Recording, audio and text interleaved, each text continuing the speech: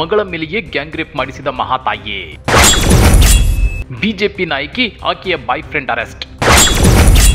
ದೇಶದಲ್ಲಿ ಬಿಜೆಪಿ ನಾಯಕರಿಗೆ ಭಾರಿ ಮುಜುಗರ. ಇದು ಇಡೀ ದೇಶವೇ ತಿರುಗಿ ನೋಡುವಂತ ಸುದ್ದಿ. ಯಾಕಂದ್ರೆ ಹೆತ್ತ ತಾಯಿಯೇ ತನ್ನ 13 ವರ್ಷದ ಮಗಳ ಮೇಲೆ ಗ್ಯಾಂಗ್ ರೇಪ್ ಮಾಡಿಸಿದ್ದಾಳೆ. ಆ ಮಹಾತಾಯಿ ಬಿಜೆಪಿ ನಾಯಕಿ ಅನ್ನೋದು ನಿಜಕ್ಕೂ ವಿಶೇಷ.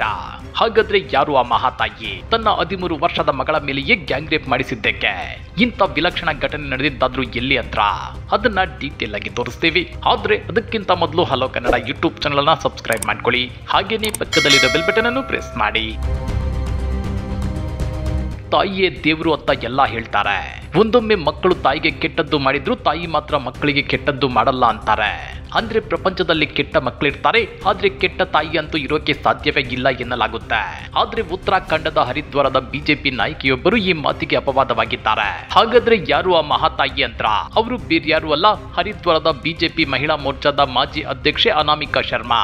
ಹರಿದ್ವಾರದ ಬಿಜೆಪಿ ಮಹಿಳಾ ಮೋರ್ಚಾದ ಮಾಜಿ ಅಧ್ಯಕ್ಷೆಯಾಗಿದ್ದ ಈ ಮಹಾತಾಯಿ ತನ್ನ ಬಾಯ್ ಫ್ರೆಂಡ್ ಹಾಗೂ ಆತನ ಸ್ನೇಹಿತನಿಂದಲೇ ಸ್ವಂತ ಅಪ್ರಾಪ್ತ ಮಗಳ ಮೇಲೆಯೇ ಅತ್ಯಾಚಾರ ಮಾಡಿಸಿರುವ ಘಟನೆ ತಡವಾಗಿ ಬೆಳಕಿಗೆ ಬಂದಿದೆ. ಘಟನೆ ಸಂಬಂಧ ಅನಾಮಿಕಾ, ಆಕೆಯ ಬಾಯ್ ಫ್ರೆಂಡ್ ಸುಮಿತ್ ಪತ್ವಾಲ್ ಮತ್ತು ಆತನ ಸ್ನೇಹಿತ ಶುಭಂನನ್ನ ಪೊಲೀಸರು ಬಂಧಿಸಿದ್ದಾರೆ. ಪ್ರಕರಣ ಬೆಳಕಿಗೆ ಬಂದ ಬಳಿಕ ಬಿಜೆಪಿ ಆಕೆಯನ್ನ ಪಕ್ಷದಿಂದಲೇ ವಜಾ ಮಾಡಿದೆ. ಅಷ್ಟಕ್ಕೂ ಏನಿದು ಘಟನೆ? ಹರಿದ್ವಾರದ ಬಿಜೆಪಿ ನಾಯಕಿ 2024ರವರೆಗೆ ಬಿಜೆಪಿ ಮಹಿಳಾ ಮೋರ್ಚಾ ಅಧ್ಯಕ್ಷೆಯಾಗಿದ್ಲು. ಆನಂತರ ಪಕ್ಷದ ಸದಸ್ಯೆಯಾಗಿ ಮುಂದುವರೆದಿದ್ಲು.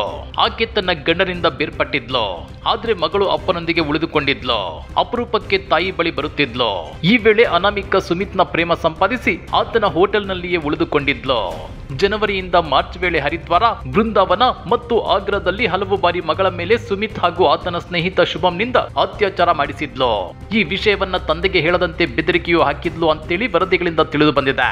ಮಂಗಳವಾರ ನಡೆದ ಘಟನೆ ಬಗ್ಗೆ ಅಪ್ರಾಪ್ತೆ ತನ್ನ ತಂದೆಗೆ ಮಾಹಿತಿ ನೀಡಿದ್ಲು. ಪರಿಣಾಮ ತಂದೆ ನೀಡಿದ ದೂರಿನ ಮೇರೆಗೆ ಪೊಲೀಸರು ಮೂವರನ್ನ ಬಂಧಿಸಿದ್ದಾರೆ. ಪೋಸ್ಕೋ ಕಾಯ್ದೆ ಸೇರಿ ವಿವಿಧ ಸೆಕ್ಷನ್ಗಳ ಅಡಿಯಲ್ಲಿ ಪ್ರಕರಣ ದಾಖಲಿಸಲಾಗಿದೆ. ಇದಕ್ಕೆ ಸಂಬಂಧಪಟ್ಟ ಪೊಲೀಸ್ ಠಾಣೆಯ ಠಾಣಾಧಿಕಾರಿ ಪ್ರಕಾರ ಮೊದಲ ಅತ್ಯಾಚಾರ ಘಟನೆ ಜನವರಿಯಲ್ಲಿ ಸಂಭವಿಸಿತ್ತು.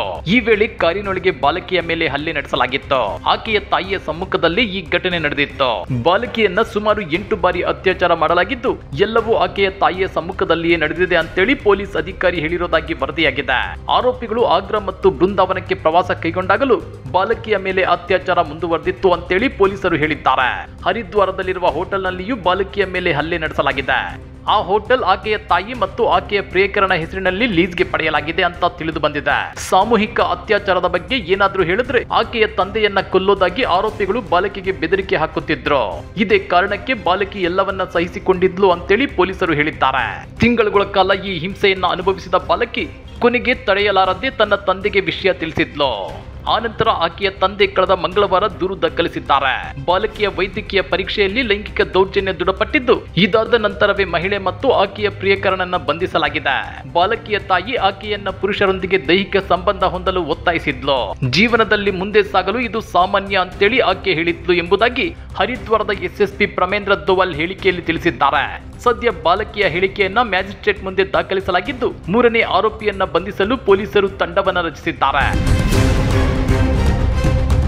ಅದೇನೇ ಇದ್ರೂ ಬಿಜೆಪಿಯ ನಾಯಕಿ ಇಂಥ ಗರಂದಾರಿ ಕೆಲಸ ಮಾಡಿರೋದು ಸದ್ಯ ದೇಶದಲ್ಲಿ ಬಿಜೆಪಿಗೆ ಭಾರಿ ಮುಜುಗರವನ್ನುಂಟು ಮಾಡುತ್ತಿದೆ. ಹೀಗಾಗಿ ಪ್ರಕರಣ ಬೆಳಕಿಗೆ ಬಂದ ಬಳಿಕ ಬಿಜೆಪಿ ಆ ಮಹಾತಾಯಿಯನ್ನ ಪಕ್ಷದಿಂದಲೇ ವಜಾ ಮಾಡಿದ್ದಾರೆ. ಹಾಗಾದ್ರೆ ಈ ಪ್ರಕರಣದ ಬಗ್ಗೆ ನೀವೇನಂತೀರಾ? ಕಮೆಂಟ್ ಮಾಡಿ, ವಿಡಿಯೋ ಲೈಕ್ ಮಾಡಿ, ಶೇರ್ ಮಾಡಿ. ಇಂಥ ಮತ್ತಷ್ಟು ರೋಚಕ ರಾಜಕೀಯ ಸುದ್ದಿಗಳನ್ನ ಮಿಸ್ ಮಾಡದೆ ನೋಡಬೇಕು ಅಂದ್ರೆ ಹಲೋ ಕನ್ನಡ ಯೂಟ್ಯೂಬ್ ಚಾನಲ್ ಅನ್ನ ಸಬ್ಸ್ಕ್ರೈಬ್ ಮಾಡ್ಕೊಳ್ಳಿ.